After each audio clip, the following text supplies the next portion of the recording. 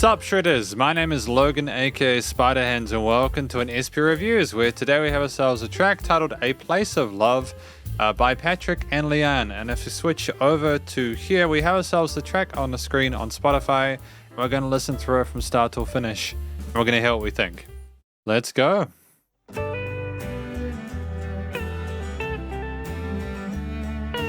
Really charming with the guitar and strings off the bat and the cymbals. Let's love one another, let's let the air be clear. Let's be honest with each other, not act out of fear. Let's pull each other up to be the best that we can be. Love is always there, even when we don't agree. And it's just nice to have that little instrumental break there. To have the verse, to have something uplifting and really sort of heartwarming, and then to allow the color of the different melodies and intersecting sort of light bits kind of interlace with the extra layer on top. Everything I do comes from a place of love. Everything I say comes from a place of love. What I have for you comes from a place of love, place of love, place of love.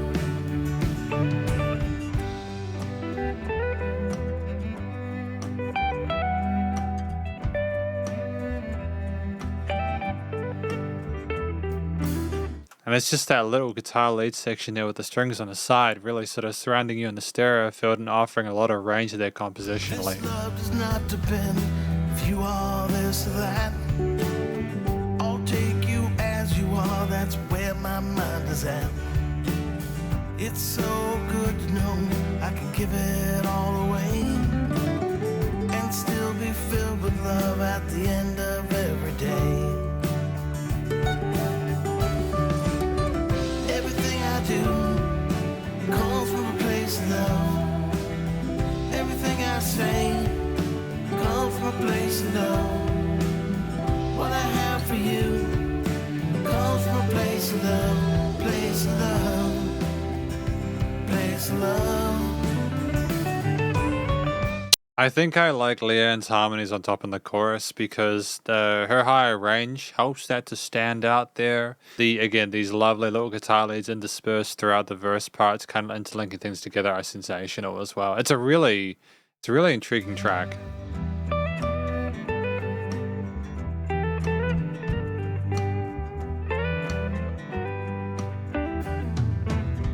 This is the kind of love that's there for everyone I meet.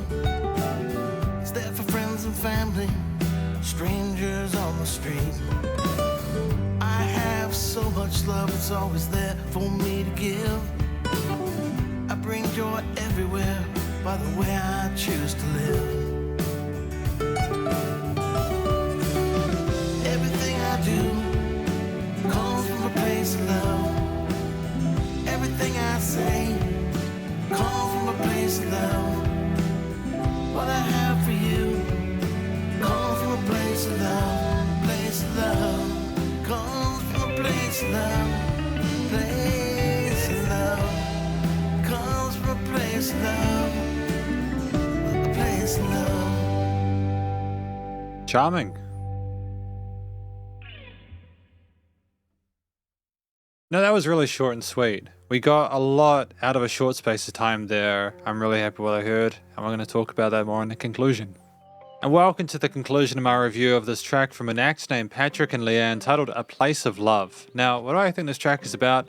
I feel as if the title is entirely self-explanatory in the sense that it absolutely matches what we're discussing within the piece. We talk about, basically, my understanding is it's someone who tries to live in a certain way where they have a lot of love to give to everyone around them. And when we talk about coming from a place of love, it's like, I don't know whether or not it's unconditional, but it's certainly very close to that. It's simply, it doesn't matter whether they're friends or family or a stranger on the street, you get the feeling they're going to try and show them that sense of appreciation and kindness there. And I adore that to pieces. I think that that's a wonderful thing. It's not the kind of naive sentiment you sometimes get where people are like, oh, I'll be nice to everyone, everything's kind of fluffy. It's like a conscious decision by the person telling the story that they're going to try and live that way as they understand it's a really good way to be. So I admire that. I think that, especially in this day and age with so much stuff going on around the world, it can be really important to, we should value people who have this kind of mindset and not take advantage of that or not take it for granted. So I think that the story is really wholesome and wonderful. The vocals are fantastic. I get the feel of like an early 70s, 80s kind of vibe for it. Kind of a folkish kind of implementation there with the guitar, violins, and the strings, and then the bass and drums. But I like the fact that the vocals are not the only sort of focal point. You have different guitar leads as well. And we make room for those in the composition to an extent where it almost became like there was almost maybe too many guitar lead bits. And as a guitarist, I know that sounds sacrilegious, but I'll go into that in that part. I like the fact that we explored the stanzas really well. We fleshed out and kind of chronicled our sort of like thought process throughout this, and the song. We had a really simple, easy to understand hook line where I think we had Patrick doing the verses, and then we had Patrick and Leanne doing the harmonies in that chorus line. I think it was just nice to have the variation between those two. It was easy to tell where we were on the track, and we had different chord progressions and stuff like that going on there as well, because again, that we just got our fundamentals covered. We're really good songwriters, so we know that if we do a different thing at different parts, it can be better for the listener and more interesting. But yeah, no, the vocal technique was solid from both. We were very confident within our vocal ranges. It sounded like we were trying to sort of have a conversation with the listener, which makes it seem very sort of authentic and organic. And I'm really happy with it. I can understand, like, as I understand it, these guys are doing shows at the moment. I had a look on their website and they're doing shows. And I understand why they're doing shows, because I know what they're doing. Really happy with the vocal quality there. And the way they told the story seems like it connects really neatly. The track at 3 minutes is like it's basically the optimal length nowadays. You have the sweet spot of like 2 to 4 minutes, where if it's less than 2 minutes, sometimes you're missing a little bit of context there that might have been better to have an extra verse for. If it's over 4 minutes, I know this is backwards for you guys. I mean, this is the longer end of the spectrum. 4 minutes being a situation where you have a bit too much of the same and it can be a little bit sort of like overdone. We didn't have a situation like this within this. We had a track which we had verses and choruses, and it was interspersed again by guitar, strings, bass, and drum parts, with the drums and bass being a lot of the consistency there, with the strings being sometimes, or a lot of the time, but sometimes on the left for the stereo field, for example. And then we have a situation where the guitar, we had different guitar takes and different guitar ideas, and I think that was really charming, and there was definitely a lot of effort put into keeping it interesting and engaging for the listener throughout. If I talk about the functionality of a few of these instruments, I think the drums, they weren't simple drums.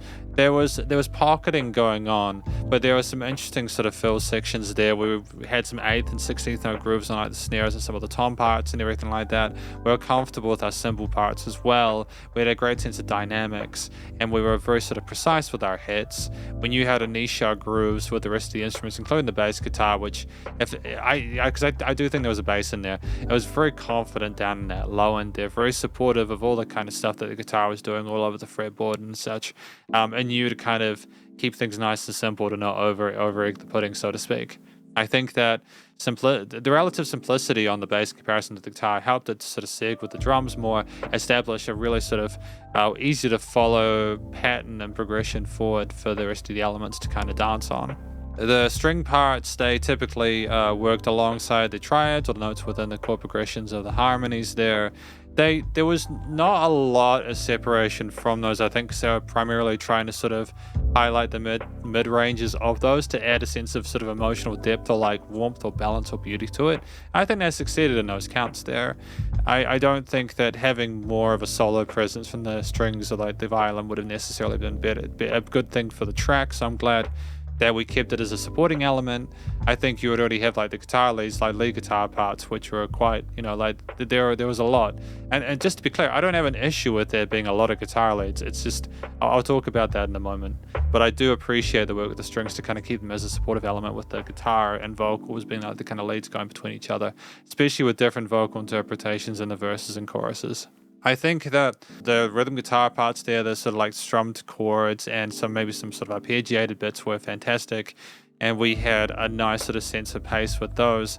They were emotionally intelligent chord progressions and choices there that reflected well, I think, with the warmth and sincerity that we were trying to communicate with the story that we were telling. They were very gentle. We allowed a lot of space for the leads to come in on top, and I think we had several different guitar parts there, and then we had the main lead on top with a bit of sort of sizzle to it, but not too much. It wasn't like a full-on distorted shred part. But there might have been, there were still been steel strings. But like the lead guitar was the other focal point of the track, and either was kind of cool and responding to the vocals, either in the verse sections or sort of connecting bits, or it was having sort of several different solo sections. And I actually agree, not that it matters, but I agree with the decision to have those lead parts. Ordinarily, I would be cautious about having too many guitar leads with the same tone, because it can sound like that, even if there's like a lot of kind of cool stuff and a lot of different ways of approaching different melodies and movements alongside the existing progressions and such, it can sound like too much of the same, even if there's a lot of, if that makes sense, because the tone is consistent. But what I think Patrick and Leanne did, they knew to approach different rhythms with the guitar leads, or that have less or more, or that have sort of repetitions, like the things going into the chords. Like there was these little sort of like tails going into the chords, these string skip parts there, which they were repeated. So therefore the listener was like, oh, but this is going into this bit. So it worked. They kind of rode this fine line between too much guitar lead and like just the right amount. I'm glad that we didn't go further than that. There were some parts where it was very minimalist, like 1 or 2 notes there, and it was like, oh, hang on, we had a lot of notes before, this is less notes now, so that's cool that we're switching it up. And even though a lot of that lead was presented, it became unpredictable because of how it was phrased, even if there was like a lot of the time.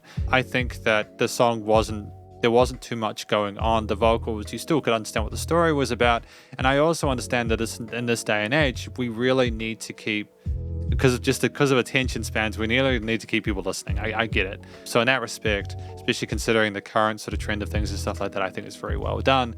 And to be fair, we're clearly very skilled guitarists. Like the lead lines were not simple; they were quite technical, and they were really clean. And I'm really impressed with how well we managed to handle those from a performance basis. The theme over top, I think the theme was handled really well. It was nice and bright and bubbly. There were lots of pretty chords and interval changes and stuff like that. We were really resonant in the mid-range there, which made it kind of sort of glow there. There were no weird sort of uncomfortable notes or chromatics or accidentals, anything like that. We were typically working within the major and minor triads. We're playing it safe with the key choices and scale shapes and stuff like that. And the rhythms, there weren't these sort of like time changes, signature changes or anything like that. Ultimately, it was quite a conservative composition that focused on a few key elements that really worked together, and they got the most out of those, whilst also minimalizing others to not overdo things. I think the theme sounded upbeat and warm, but not too, like, it wasn't too overexcited, but like, it was just trying to let you know that it cared. That's the impression I got from it outside of the lyrics. But the fact that the lyrics kind of communicated that anyways is a happy accident. I think things are well connected within us across the board. And in regards to the performance, I don't think there's a note out of place. Finally, the studio recording, mixing and mastering. I'm really happy with the way that things were done there as well. I think the vocals had a great presence in the mix alongside the different guitar parts. I think there were some that were panned in different parts of the stereo field. I know the strings were panned to the left at one point there, so things sounded nice and wide. Things were also niched well on the frequency spectrum, with the leveling of the parts in the mix in general being quite good. And there were no weird resonant frequencies there, so like they weren't, like things sounded professional grade, commercial grade with the actual production itself. There was dynamic range, there was decent glowing of things, so it sounded commercially done, like it was, but there was enough dynamic range there for things not to sound too constant. And I think that's part of why I mentioned the lead phrasing there. We knew to vary it enough for that to be the determinant of that. And it was nice and loud without pumping, so the bus compression limiting was handled. But effectively, this is my review of this track from an act named Patrick and Leanne, titled A Place of Love, and hopefully you enjoyed it. If you did, please go show us some love via their various social medias and a Spotify page, and stay cool, stay safe, and please remember to support your local musicians and artists at this point in time, as they need the help more than ever with all the crazy stuff going on in the world. And I'll catch you in the next review. Spiderhands out.